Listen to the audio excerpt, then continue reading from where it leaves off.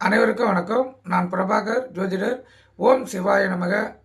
சிவசக்தி திருச்சிற்றம்பலம். இன்று பிறந்த நாள் காணும் அனைவருக்கும் வாழ்த்துக்கள். இறைவனுடைய அருள் பரிபூர்ணமாக உங்களுக்கு கிடைக்கட்டும். உங்களுடைய மனம் எதை எண்ணி ஆசைப்படுகிறதோ அந்த ஆசை நிறைவேறட்டும் என்று எம்பெருமான் சிவபெருமானிடம் அடியன் வேண்டிக் கொள்கிறேன். இப்போ நான் என்ன சொல்ல போகிறேன்னா, இன்று செவ்வாய்க்கிழமை இந்த ஒரு ஜாதக கட்டத்தில் அது ஆணாக இருந்தாலும் பெண்ணாக இருந்தாலும் இந்த செவ்வாயுடன் மாந்தி சேர்ந்தால் அவங்களுக்கு என்ன நிலைப்பாடு இருக்குன்னு சொல்லி பார்க்கலாம். செவ்வாயுடன் மாந்தி சேர்ந்தால் அந்த ஜாதகருக்கு இடதோசை இருப்பதை காட்டும். இவர்களின் விவசாய நிலங்கள் பாதிப்புள்ளாகப்படும். இவர்கள் வீடு காவலாளிகள் பாதிக்கப்படுவார்கள். இவர்களின் காவலுக்காக பயன்படுத்தப்படும் விலங்குகளும் பாதிக்கப்படும்.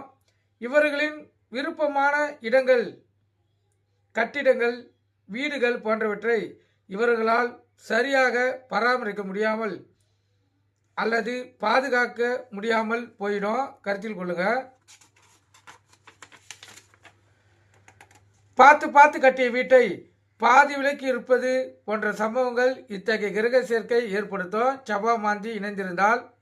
அதே போல செவ்வாயுடன் மாந்தி சேர்ந்து அல்லது 3ஆம் அதிபதியுடன் மாந்தி சேர்ந்து 9ஆம் இடத்தை பார்த்தால் இடதோஷத்துடன் பிதிர் தோஷமும் சேர்ந்துடும்.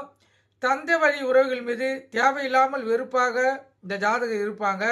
அதே போல் இரத்தம் சம்பந்தப்பட்ட உறவுகளுடனும் நம்பிக்கையில்லாத மனதுடன் இவங்க கூட வாழ்ந்து கொண்டு இருப்பாங்க. பங்காளிக்குள் சொத்து தகராறுகளும் கோபத்தினால் அடித்தடிகளும் ஏற்படும். அதே போல பிரேத சாபமும் ஏற்பட்டு இருக்கும். இவர்களுக்கு பூர்வீகத்தில் இடதோசை ஏற்பட்டு அந்த இடத்தை விட்டு விலக வேண்டிய சூழ்நிலை வரும். புது இடத்தில் இடதோசை ஏற்படாது. கருத்தில் கொள்ளுங்க. பூர்வீகத்தில் தான் இவங்களுக்கு இடதோசை இருக்கும். இந்த செவ்வாய் மாந்தி சேர்க்கை பெற்றவங்க பூர்வீகத்தை விட்டு வெளியே வந்துட்டாங்கன்னா அவங்களுடைய சொத்துக்கள் பாதுகாக்கப்படும். அதே போல் பூர்வீக சொத்துக்களால் குடும்பத்தில் வளர்ச்சி இருக்காது. ராகு கேதுடன் இணைந்த செவ்வாயை விட மாந்தியுடன் இணைந்த செவ்வாய் ராகு கேது தோஷத்தை பல மடங்கு அதிகரித்து தரும். மேலும் இத்தகைய தோஷத்துக்கு பழிவாங்கும் தன்மையும் அதிகமாக இருக்கும். செவ்வாய் ராகு கேதுவுடன் மாந்தி இணைந்து பலருக்கு திருமணம் நடக்காமல் போயிருக்கு. இன்னும் பலருக்கு திருமணம் நடந்தும் பிரச்சனைகள் தீராமல் அதிகரித்து கொண்டே இருக்கும்.